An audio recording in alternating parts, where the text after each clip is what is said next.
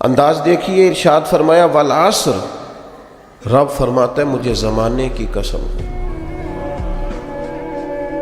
اللہ کو بھی قسم اٹھانے کی ضرورت ہے، مالک کریم کو بھی کیا حاجت ہے کہ وہ قسم اٹھائے، لیکن تاکید کر کے بات ذہن میں اتارنے کے لیے۔ انسان کا مزاج ہوتا ہے نا، جس بات پہ قسم اٹھائی جائے اس کو انسان سمجھتا ہے زیادہ پکی ہے، تو طبع انسانی کے مطابق بات کی۔ فرمایا والعصر، زمانے کی قسم ہو۔ انسان کو پیدا کرنے والا رب قسم اٹھا کے انسان کی ایک بات کرتا ہے، والعصر، مجھے قسم ہو زمانے کی، ان الانسان لفی خسر۔ انسان کو پیدا کرنے والا رب فرماتا ہے بے شک انسان خسارے میں، گھاٹے میں، نقصان میں۔ لوگ اس کو کہہ رہے ہیں بڑا سیٹ ہے، لوگ کہہ رہے ہیں بڑا کامیاب، یہ بھی کہہ رہا ہے اللہ کا بڑا شکر ہے، لیکن پیدا کرنے والا رب، انسان کو بنانے والا، اس کو جاننے والا رب فرماتا ہے مجھے زمانے کی قسم ہو یہ نقصان میں ہے۔ اور خسارہ اس خسارے کو نہیں کہتے کہ لوگ کہتے ہیں میں نے کاروبار کیا تھا تو نفع نہیں ہوا، نقصان ہوا۔ خسارہ اس خسارے کو کہتے ہیں جو اصل مال بھی ضائع ہو جائے، راس المال بھی ضائع ہو جائے تو کہتے ہیں خسارہ ہوا ہے، یعنی اس کے پاس جو تھا اس میں بھی یہ خسارے میں کہ یا اللہ سارے خسارے میں ہے؟ فرمایا نہیں، الا الذین آمنوا، جن میں 4 صفتیں پائی جائیں وہ نہیں خسارے میں۔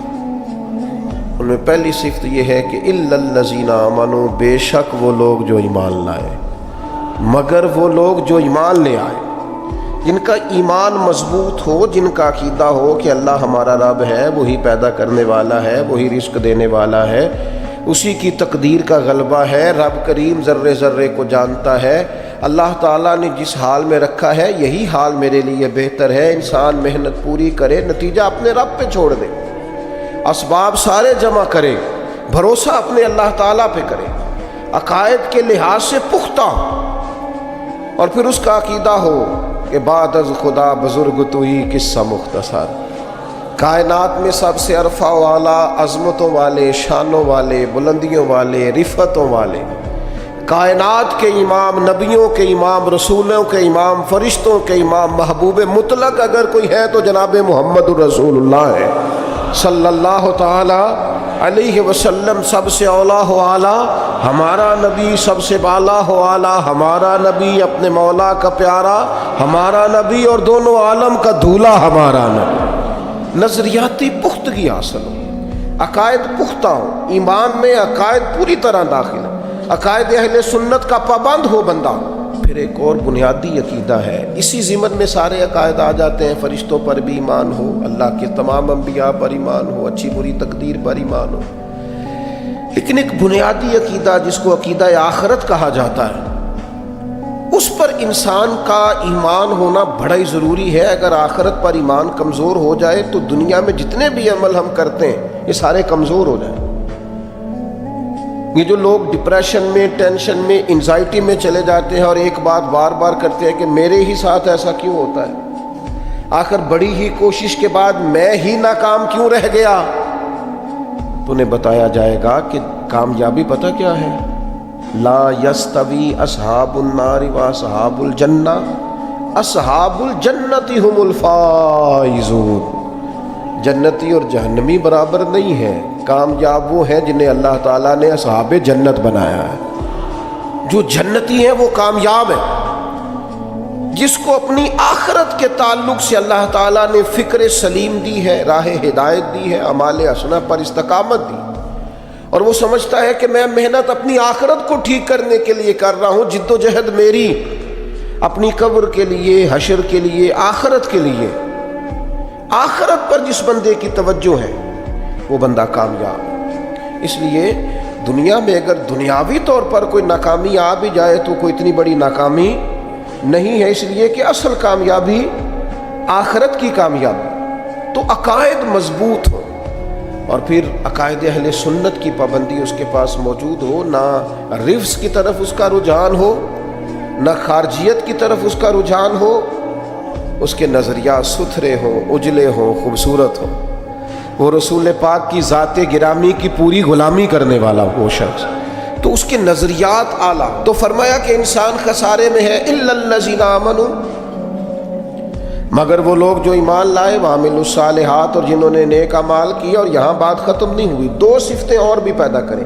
یہ دو باتیں ان کی اپنی ذات تک تھیں، آمنوا وعملوا الصالحات، یہ دو باتیں ان کے اپنے لیے تھیں. اب وہ سوسائٹی کو کیا دیں؟ دو کام معاشرے کے لیے بھی کریں. وتواصوا بالحق، حق بات کی نصیحت کریں وہ معاشرے، خیر کی بات کی نصیحت کریں، وائرل باتیں نہ کریں. کہ آج کل یہ موضوع چل رہا ہے تو ذرا میں اس پر بولوں گا تو کچھ ویوز میرے بھی بڑھ جائیں گے. وائرل باتیں نہیں کریں. وتواصوا بالحق، وہ حق بات کی نصیحت کریں، کلمہ حق کہیں اور حکمت کے ساتھ کہیں. ادعو الی سبیل ربک بالحکمہ، دانائی کے ساتھ کہیں، لوگوں کو سمجھانے کی نیت سے کہیں، کلمہ حق ان کی زبان پر آئے. اور میرے نبی پاک علیہ السلام نے فرمایا سب سے افضل جہاد ظالم بادشاہ کے سامنے کلمہ حق کہنا ہے. آپ حق کے ساتھ کھڑے ہوں، پھر آپ لوگوں کو امر بالمعروف کریں، پھر نہی عن المنکر کہیں، اور وہ بھی بندہ دیکھ کے نہیں. اگر امیر آدمی غلطی کر رہا ہے تو پھر آپ خاموش ہیں، اور کسی غریب کو کرتے دیکھ لیا ہے تو آپ نے دینی حکمت کو بھی پیش نظر نہیں رکھا اور اسے رسوائی کر دیا، آپ نے اسے سخت ترین تکلیف سے گزار دیا ہے. حق بات کی نصیحت کریں. اور جو لوگ حق بات کہتے ہیں نا، ان پر تکلیف بھی آتی ہے. تکلیف آتی ہی ہمیشہ حق کہنے والوں پر. تو چونکہ میدان لگایا ہے، اب حق میں نکلے ہو، اب تم نے سفر شروع کیا ہے تو بھائی پیروں پہ چھالے تو پڑیں گے. سفر کرو گے تو تھکاوٹ تو ہوگی، کوئی رستہ طے کرو گے تو گرد تو پڑے گی. اگر کسی سمت تیز دوڑو گے تو مخالف سمت سے ہوا تو تیز آئے گی. اب وہاں گھبرانا نہیں، کمزور نہیں پڑنا، تھکی باتیں نہیں کرنی. اب ایسا نہ ہو کہ تم نے معذرت خواہانہ رویہ اختیار کیا. وتواصوا بالحق وتواصوا بالصبر، وہ حق بات کی وصیت کرتے ہیں اور ایک دوسرے کو صبر کی